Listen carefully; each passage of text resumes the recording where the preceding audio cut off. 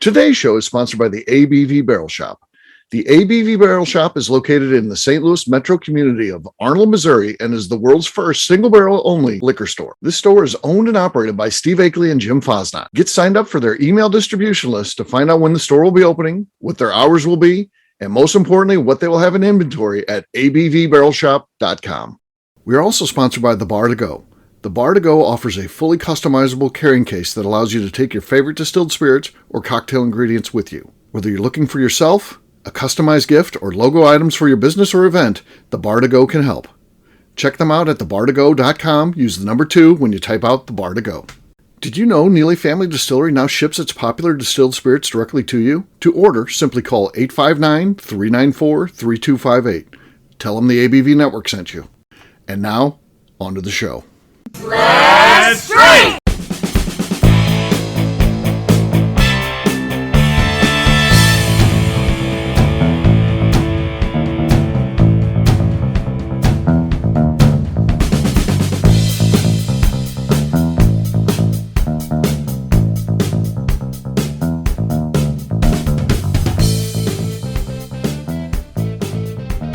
Welcome to the Bourbon Daily, the podcast about everything bourbon delivered to you every day of the week. Today on the show, we talk about paper bottles in bourbon. My name is Miss Beka Sue. Please join me in welcoming my co-host, Steve Kailee, along with our special guests, Cailee Baker, Jim Fosnot, and Tim Swyatt. Hey, gang, what's up? Howdy. Hey. Hey, so yeah, we've got an interesting show today. News came out that Johnnie Walker is coming in a paper bottle, and you're like, paper? That doesn't hold anything. Well, I think along the lines like a milk carton when you went to school. That's actually paper. So along the lines of that, we'll talk about that after the break. For right now, Jim said there's something he wanted to talk about. What is that?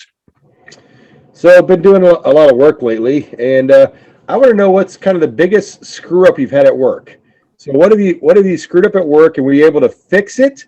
Did you get caught? Would you get away with it? Like what happened? So tell me something work related that you messed up on. Yeah, I was in Boston for the first time ever driving, and realized I passed my exit. Thought I'd just turn around in the median and pulled over to the next lane. Didn't see a guy.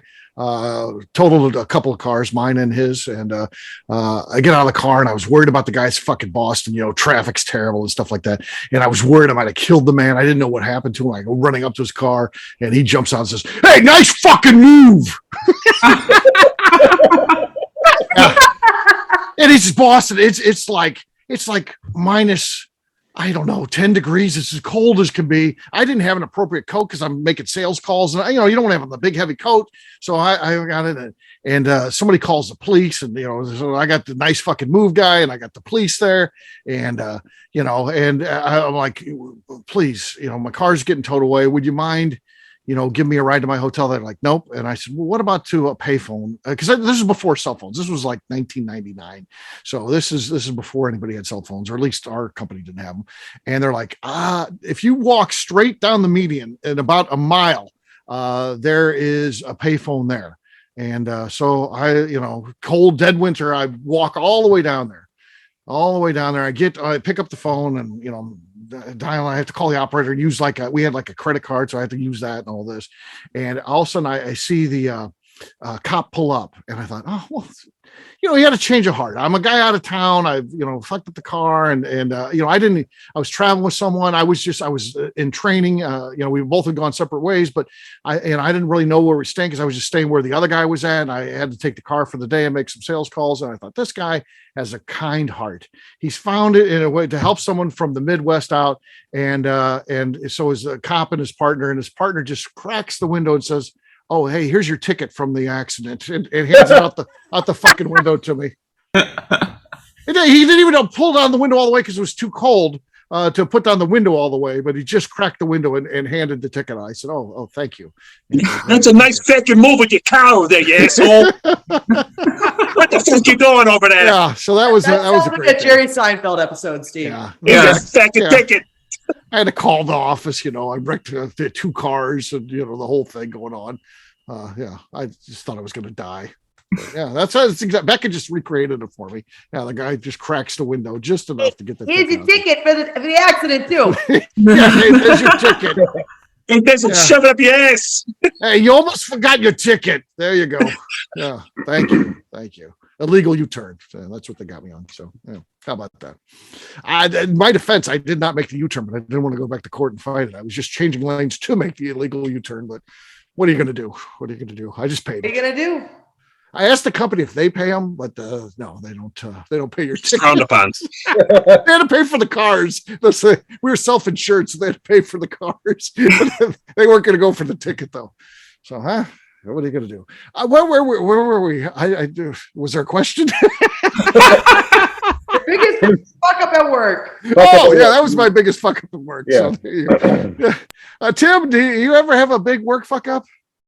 Yeah, so I was, I was working at the distillery, and I had this rye whiskey, and I pumped it into a bourbon vat, and then I put it in a bottle and made a mistake, and I called it Forgiven. No, I'm joking. No, it's I got to be careful because there's a lot of fuck ups at work. I just got to make sure I'm not caught. Union? You call it for exactly? You call it Fortuitous Union. Yes. Oh. Yeah. That's our name. That was rum and rye, not bourbon and rye. Fuck. No, that was my Turner Watson invitation. Yeah. I made the mistake. Well, I learned the hard way that at Chicago O'Hare Airport, if you're checking your bag, you have to check it in at 50 minutes on the dot prior to your departure time, or you're shit out of luck. So I ended up being 48 minutes, and I missed my flight to Dallas, and I also missed my connection then to Amarillo. So in order for me, this was actually, I probably was maybe 6 months on the job. And I'm trying to get to Amarillo, Texas for first thing the next morning. I'm traveling Sunday night. So I arrive into Dallas at 10 p.m. and I drive overnight to Amarillo. I check into the hotel at 6 a.m., have like an hour's sleep, refresh up, go right into the office, and got in trouble with my travel and expense report because out of spite I ate at Hooters all week. So with the same thing. Yeah. Grilled chicken sandwich and 10 buffalo shrimp and a Miller Lite. And they said, yeah, you can't eat at Hooters every night. So I said, well, you don't know the shit week that I had. The whole trip was an absolute shit show. But yeah, so I drove overnight for work, which was stupid. I'm one of those I guess you call them overachievers, and didn't want to screw up anything. But made it all happen. We made the dream work. I think I ended up getting somebody fired that week too as well with that. I was an auditor at the time. So good times. Yeah. One time, I got a financial question for you, Tim. So one time, my mom had cashed out one of her investments, and she keeps everything locked up. My mom literally keeps like no money. She has like $2,000 in her savings account, and that's it. And the rest she invests in these long-term investments, and which is because she wants to make money. I'm like, Mom, what are you doing? First of all, you need cash. One time she's got a hole in her roof. She's like, I got everything locked up in investments right now. I can't get my roof fixed. I'm like, Mom, you got a hole in your fucking roof. What are you doing? What's wrong with you? And, fix it. Yeah, but the one time she cashes one out, Tim, and she sends an email to my sister and I says, hey, out of the proceeds, I'm going to give you each $5,000, just because I did really well with this investment. And it's just something, just a nice little bonus. And so then the next day I get the retraction email saying the financial advisor that she uses took all the money and reinvested it in something else because she always reinvests all of her money. And she said, I don't have nothing to give you. This is why I hate financial people. I do everything myself because I think they screw up everything. They want to invest things. And that's what I'm like, Mom, she loves investing your stuff and then charging you for it. It's so frustrating to me. Tim, was this lady wrong or was she in the right? Or does this lady owe me $5,000? It's been a couple of years, but your mom owes you $5,000. Your mom owes you $5,000. I had it in an email. That's right. Okay. Thank you. I'm $5,000. I'm going to talk to that lady tomorrow. You should pay for your trip to Alaska. Exactly. Miss Beka Sue. My biggest fuck up at work was when I was working for the U.S. government, and we had put a brand new engine in a Humvee, and it was my fault. I put the wrong gasket on. There is a pivot arm for the oil filter.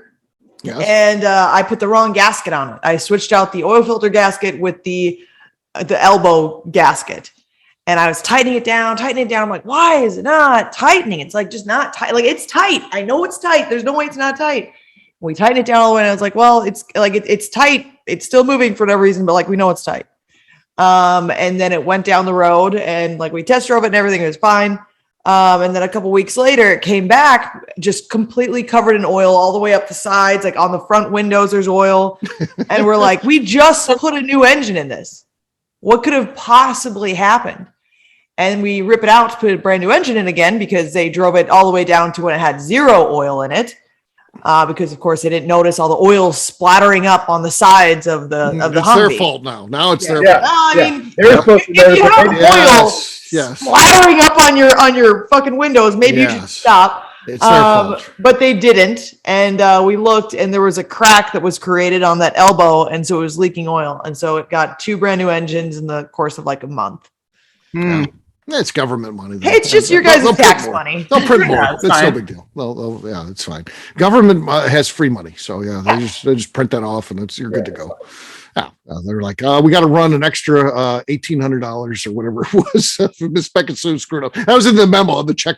Miss Beka Sue $1,800 for 2 brand new engines. Well, no, the second one. They got a discount. 18,000. Yeah, probably. We are talking. It was probably a good $25,000 fuck up. Yeah, for how many, At least. Yeah. At least that much money. If not more. $25,000 at least. You can't count the first one though. The first one was legit. Well, the second one. Yeah, I guess one of them is legit. One of them is a legit wore out or whatever. Yeah. It's not really waste at that point. But still, we just blew up a brand new one, so they had to buy a 3rd engine for it. Yeah, 3rd engine. Mm-hmm.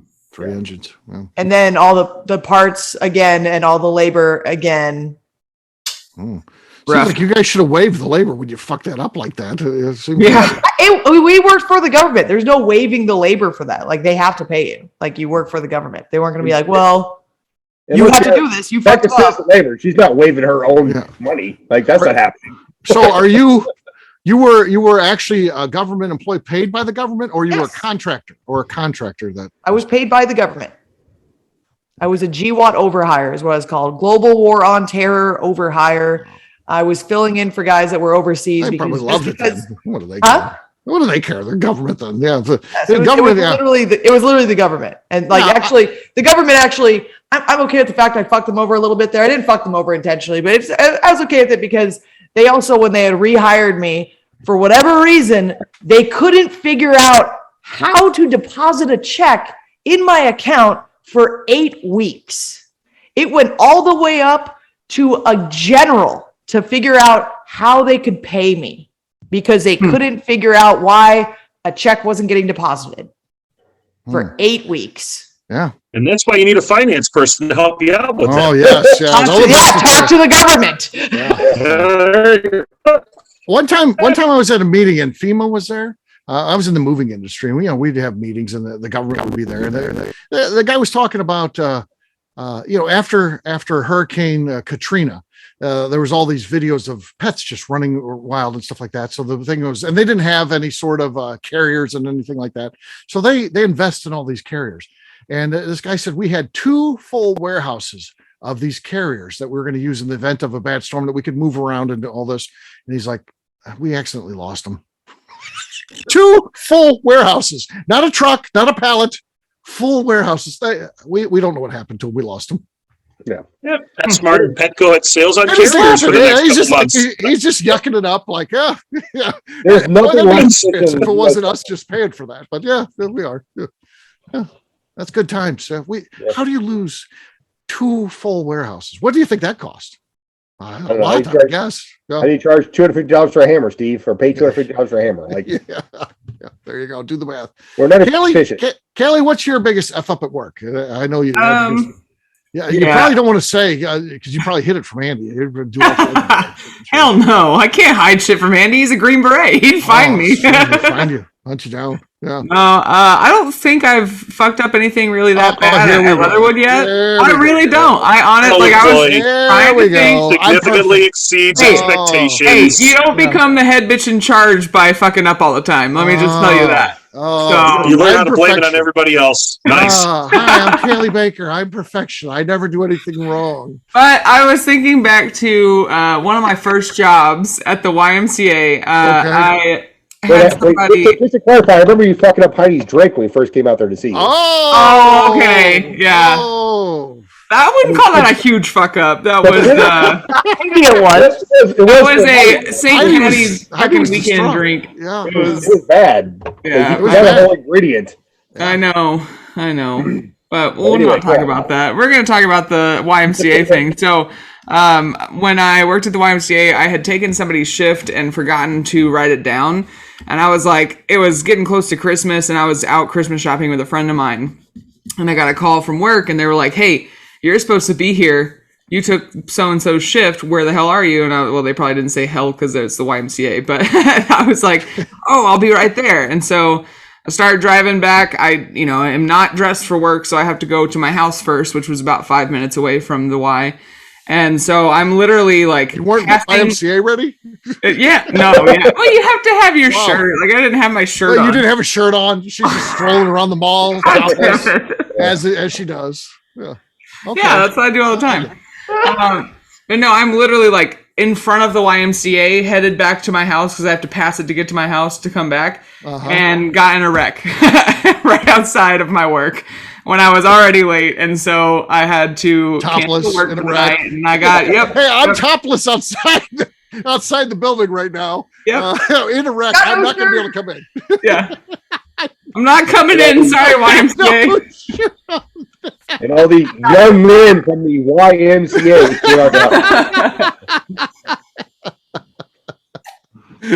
Yeah, so there you go. Yeah. Jim, you asked the question, what is your biggest F up at work? Well, I've had several years, but I just had a recent one last week. So I hid this from my business partner, Steve. He didn't tell me anything about this while it was happening live. Wait a minute. I knew nothing. So, breaking news. So our good friend Gary Woodhat did his live edge cuts, slabs for us to build a bar and tables with. And so I'm talking to our other friend, Matt Bay from Old Man Bay Signs, like, oh, you should, artificially age that. You put vinegar, you put some steel wool and some vinegar, let it sit overnight or a couple nights, and whatever metal you want to put in there, and just cut it up and wipe it on the wood, and it turns that kind of aged gray weathered look. And I'm looking at stuff online like, yeah, it looks great. Okay, I see it. It's not just him, whatever. So I put the vinegar in there, and first of all, I almost fucked up there because he's like, oh, I got like a 5-gallon bucket sitting in my garage, and I just put like different metal shadings in there all the time. And I'm like, well, I can't use a 5-gallon bucket to move this around. So I buy these 2-gallon things of vinegar, and I put them on the counter. I put some 00 steel wool in there, and I'm like, oh, this is great. And I walk by it, and like 2 hours later, all the steel wool is floating at the top. I'm like, why would steel wool float? I'm like, oh wait, it's metal. It's offing gases, and those bottles are going to explode here in a second. And so the bottles are like tight. I'm leaking them off. I'm like, okay, that crisis averted. So the next day, burping his bottles as it is. Yeah. So the next day, I go and I put this mixture on the tables, and it doesn't happen instantly. It's a chemical reaction happening. It takes a little while. So I come back a couple hours later, and all the tables are Welch's grape purple. I mean, as purple gets. Purple rain. What the fuck am I going to do? And I'm like, holy shit. And so I'm like, well, I'm going to go buy some bleach, Clorox bleach, and spray it so I can stain it down. And so I'm spraying with bleach. Yeah. No call like, hey, Steve, this is where we're at. I'm going to try to, I can fix this. No, I don't know anything about this. So and it goes from like a Welch's grape dark purple to like a lavender. Over it's getting worse. So finally, I get on this website, like I'm on this thread, and I get this guy who's like written books on staining and shit like that. And he's like, no, you need to buy this chemical and put it on it, and it completely reverse the process like it never happened. And he's like, show me pictures of this lady who did the same thing to her floors. She sanded down these old floors she had in this farmhouse and turned them grape purple. And so I put it on there, and then when you walked in today, they were like completely perfect, right? Yeah, like they're perfect. They're like virgin wood. So they look beautiful. Thank God it freaking worked. And, I don't know how that would work. But I started reading more to this. Oh yeah, magic. Red oak. Like what you did works with white oak, but with red oak it turns it purple. And I showed Steve. I put some of it on another slab, a little piece I'd cut off, And it's not like, oh, this is a hint of purple. No, it's like Welch's grape jelly fucking purple. Like, I'm like, what am I going to tell Steve when he walks in and all our tables? It's like, $4,000 worth of lumber, just purple as purple can be. But thank God I fixed it before he got back, and I ratted myself out today. He would have never known, but I keep telling him myself. So yeah, oh yeah, yeah. Kaylee, he ran into a squirrel in the dumpster and was screaming like a girl. I did after Steve did the same thing. I did it first. There's a squirrel that lives in the dumpster, and he makes no noise when he's there. He's not scuttling around or anything like that. He's quiet. And then when you go throw something there, he runs out, but he doesn't fly to the back. He comes out the front, which is right where you're at when you're dumping stuff. And he goes right over my shoulder. And I'm screaming. I didn't know what it was. It sounded big. I think it's a rat. Family vacation. Yeah. I'm screaming and Jim's just dying laughing. And then about 2 days later, I come in and Jim's like, well, the squirrel thing happened to me too. I'm sorry I laughed at you. He's like, why would you be you'll yell? It startles you. Believe it. Well, it actually touched your shoulder, didn't it, Jim? I put the trash bag in, it jumped on the trash bag and jumped across my shoulder and ran out. No noise ahead of time. I'm like, right. I screamed like a little girl, dropped the trash bag and laughed at myself. And to my full credit, I told Steve what I did. Like I could have just like act like it didn't happen and been like, oh man, like, why you pussy? Why you? Well, they're technically rats, so they would have squealed too. Yeah. I'm sure eat those damn neighbors things. at some point would have told us, about your friend that was screaming like a girl at the squirrel. So, all right, guess what? It's time to drink. What is everyone drinking? We're starting with Jim. Jim, what do you got, man? I'm not going to win anything today. I have a Woodford Reserve single barrel pick that I did. I'm just killing bottles tonight, so I won one tonight. That'll be the only one I win. Here we go. Okay. No pop. No pop. No, I heard a clinking of a glass. Who did that, Tim? Well, I poured it in there. Oh, okay. All right, Kaylee, what do you got? I have a bottle of Lagavulin because I saw that we were talking about Johnnie Walker being the company that started the, paper bottle thing. But this is a bottle of the Offerman edition. So it's Nick Offerman's 11-year aged. Nick Offerman's from Parks and Rec, if you don't know who that is. Anyways, here we go. No, he's funny. Okay. Decent. Your best one of the night by far. One of the night for sure. Yeah. No fart in that one? No fart. So that was good. All right, I'll go next. Wild Turkey 101 Rye. Wild Turkey 101 Rye. A classic. Here we go. More squeak than pop. Kaylee's got the lead. What do you got, Miss Beka Sue? I started squeak. Yeah, it was a lot of squeak there. Becca, what do you got? My turn? Yeah. I'm going to have, in the words of someone that commented today, some of our fucking disgusting whiskey from our distillery. I thought you weren't saying anything to Royce about that. What are you doing? He doesn't listen. He's not in here. Okay, I thought he was in within earshot. I thought, what the fuck are you doing? Steve and I talked about this today. Like, I told Jim, I said, don't tell Royce. Don't tell Royce. But in the words of someone today, our fucking disgusting whiskey. The only thing what'll happen to you though. Here's what'll happen. 107 proof. Pop in a second. Here's what's going to happen to you. Someone is going to tell on you and be like, "Boy, what do you think about that comment?" They get that. They do that shit to me all the time. I'll say something on here, and they'll go back and tell the person, and then I'll confront them and be like, "What? I didn't know." Let me put this disclaimer.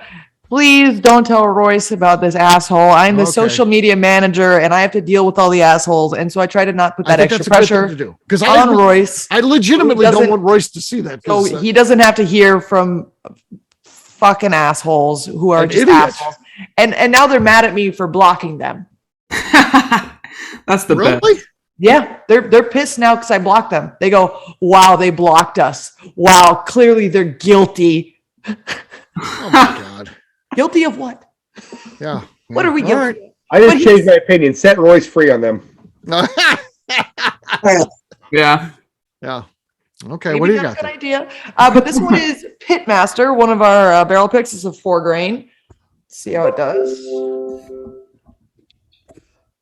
No. It might have been a Mike Muffle situation. There was nothing there though. Yeah. So it was pretty loud on my end. Yeah. Kaylee, you've got the lead. Tim, do we even bother going to Tim? I'm just going to basically say what I have and then just be done. But Cailee, that Parks and Recreation, if you are a whiskey fan and you've never seen that episode where he gets sent to Lagavulin, that is I don't care if you're a Scotch fan or not, that's a whiskey episode for whiskey fans. It made me emotional. It's spectacular. It's emotional. I cry every time I watch it. I think it's me great. Too. It's like so I'm going to match your exactly. I'm going to match your Lagavulin with a Lafroig Cartons. I never pronounced it, but this is the 200th anniversary recipe of Lagavulin, their 200th anniversary of the distillery. Nice. Nothing. Yeah. The cork almost broke in my hand. So can there you go. someone So answer me? You know, like when they invented the push button phone, we got rid of the rotary phone, and when we invented DVDs, we got rid of VCRs. Then when they invented the streaming, we got rid of DVDs. Why do we still make Scotch? We've invented bourbon now. Why? I don't understand. It's different. Someone needs to answer me. Why do we still have Scotch? Because we still like Scotch, Steve. They've been printed on us. We've got the good stuff here. I mean, we need to get rid of the old. It's antiquated. No one likes it. We've got the good stuff now. Oh my God, it's so frustrating. I hope you get hate comments on that, Steve. It's so frustrating. It's get an email. Yeah. If I was running a show called The Scotch Daily, then maybe I would get hate comments. I'm going to get love comments. Please send me your love. There you go. All right. Well, cheers to Cailee. Cheers. All right. Cheers. All right. We'll take a quick break. And then when we come back, we're not talking about Scotch. This isn't a Scotch show. It really has nothing to do with Scotch. It has to do with that paper bottle. Is this a thing that's going to be coming to bourbon? We'll do that in just a few.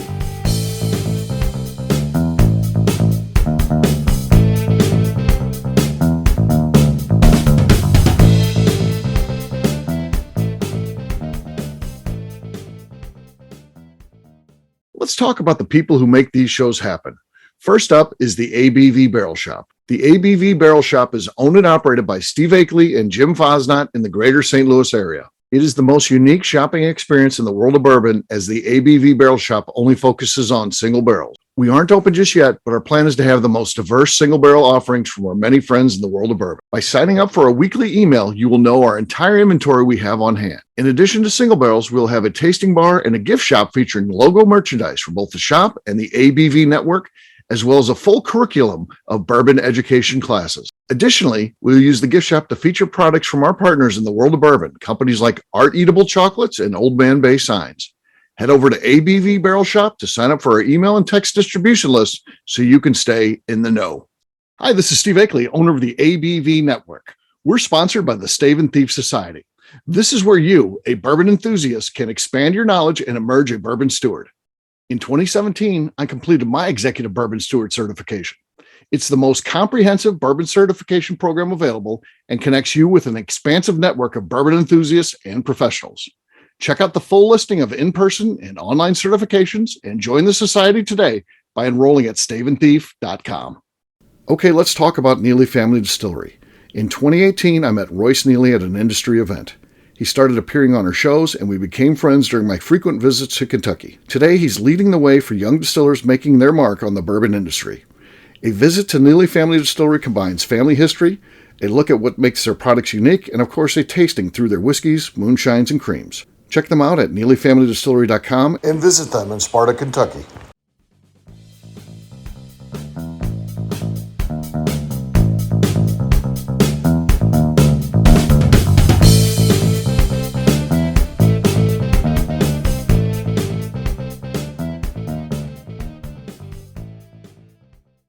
All right, I'm Neil. And I'm Melanie. Together we're the Robinsons, and you're listening to the Bourbon Daily. Welcome back to the Bourbon Daily. Today we're talking about bourbon milk cartons. Yes, we are. Yes. Do we think it's coming? And Tim's saying no. I'm going to say yes. Is it going to be a big thing? No. But Diageo? Yeah. I bet you Diageo will be on this train. We'll be able to buy Bullet in a paper carton soon. Again, it's not. I have no interest in this. I don't actually like the idea of it in paper cartons. I don't like in plastic. You know, there's some that you can get in plastic, even some decent lower stuff like Early Times or whatever. I don't want anything that's in plastic. I don't want plastic bottles, and I don't want paper. And there's a bottle shortage, and maybe someone will think, oh, that's great. It will be different and stand out. Maybe this is their way to get around that. I think Are you going to spend $250 on a box of whiskey?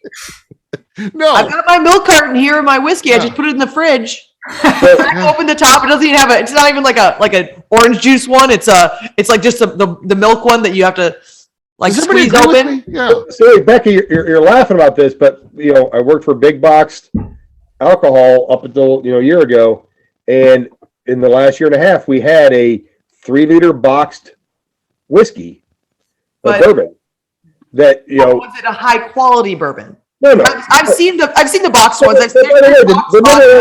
But the number one selling whiskeys in the United States aren't high quality whiskeys. Wait.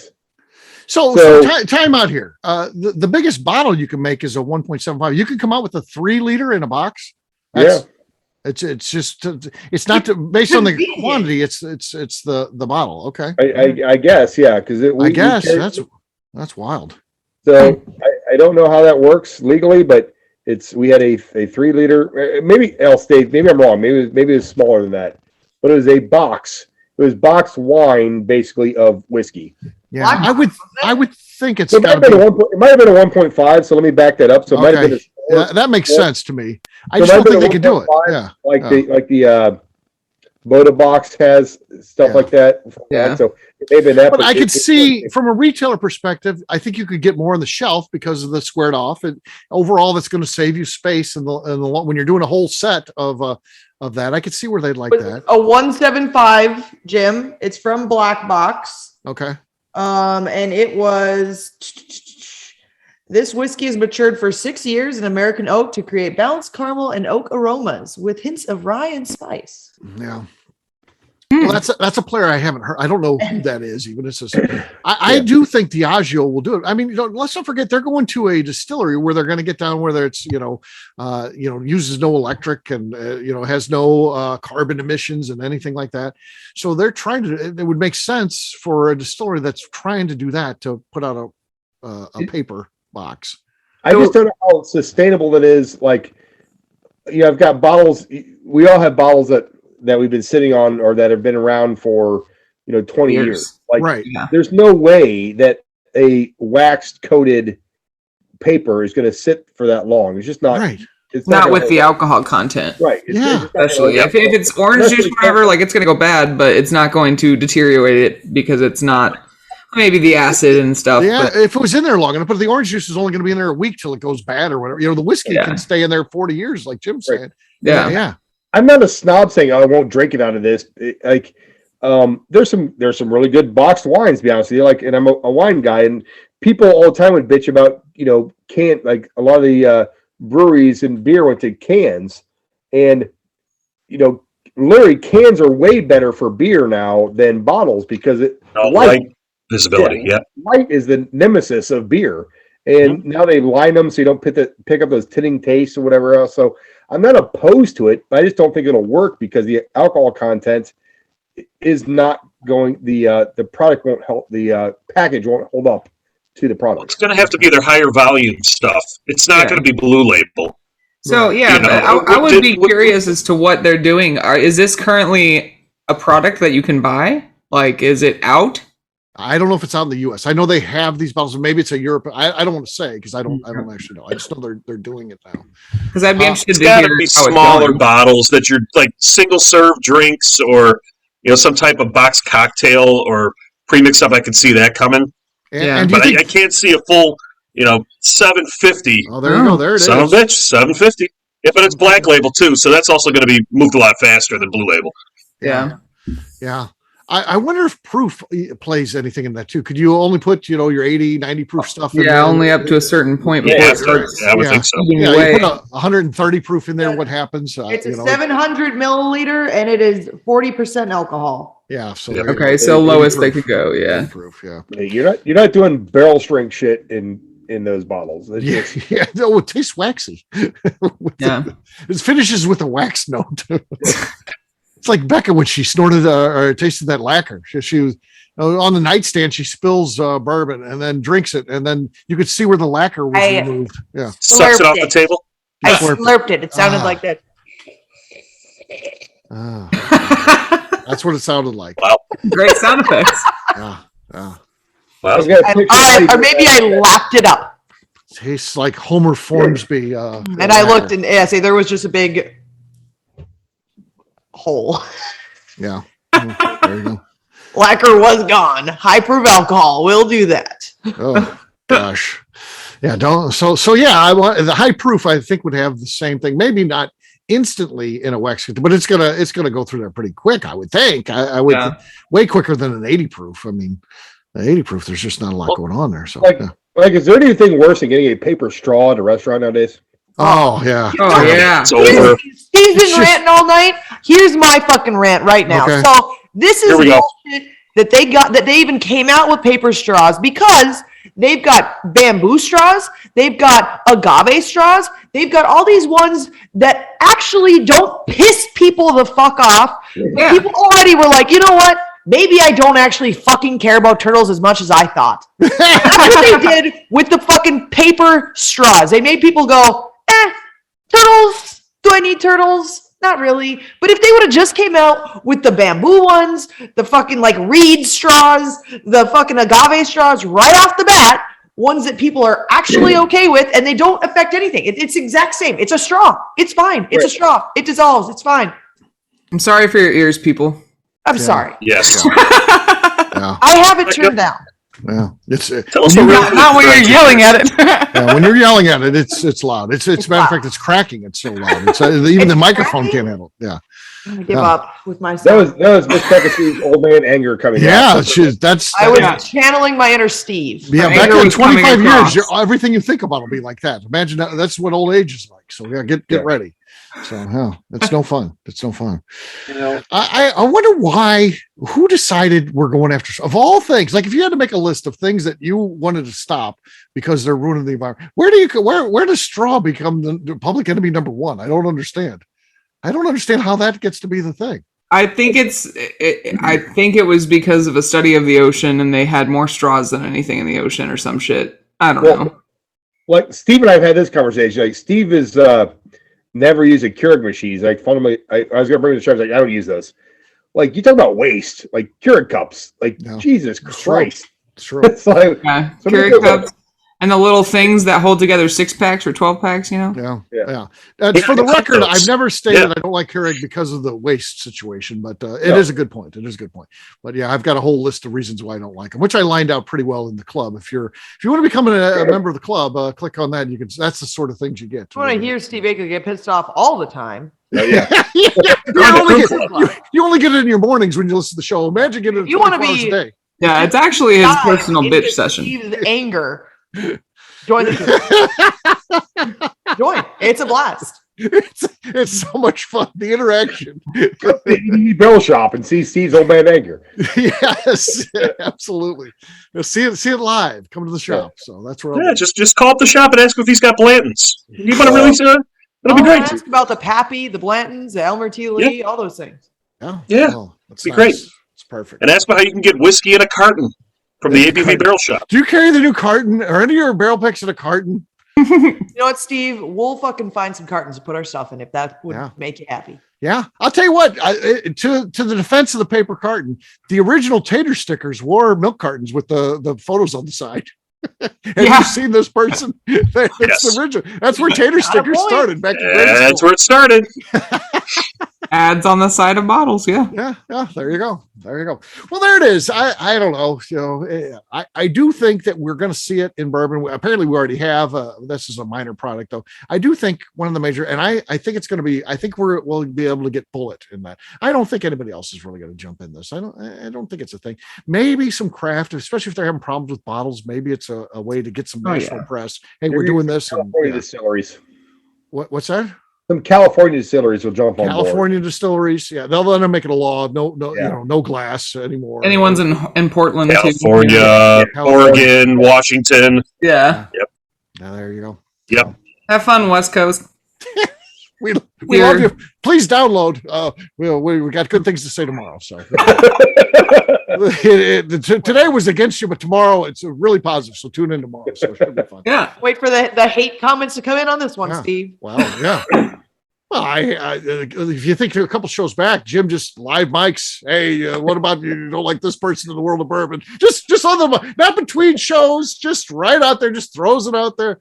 Yes, yeah. I was testing your editing skills, Steve. Yeah, thankfully the person has blocked me. Thanks to Beka's husband. That individual has blocked me, so I don't. We block everyone here, so. You're fine. That's true. That's true. All right, we'll wrap this one up as we always do by talking about where people can find us. Kaylee, we'll start with you. Where can people find you? You can come see me at Leatherwood Distillery or catch me on Instagram at Cailee O. Baker or The Bourbon Bakers. All right, Tim, how about you? You can find me enjoying Johnnie Walker out of a milk carton, as well as on the Whiskey and Bourbon Tasting Events page on abvnetwork.com and on Instagram at SwyGuy2112. All right, Jim. You can find me on Facebook at Jim Fosnot or on Instagram at FosJim. You can also find me working hard to get the ABV Barrel Shop open with Steve Akeley in Arlen, Missouri. Check it out. Miss Beka Sue. Find me on Twitter and on Instagram at Miss Beka Sue, 1K, no C's.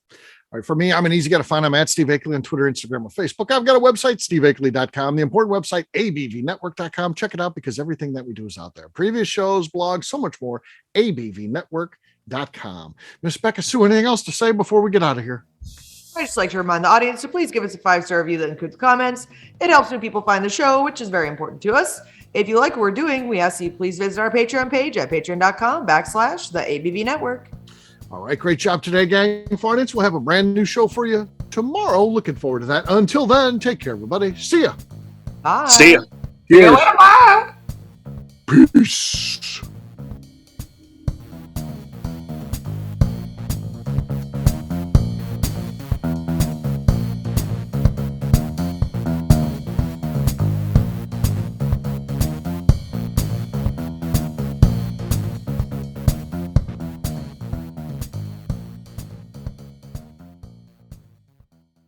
Before we finish the show, let's talk about some great companies that support the ABV network. First up is Moonshine Still Pro. Moonshine Still Pro has a full line of products to help the home distiller.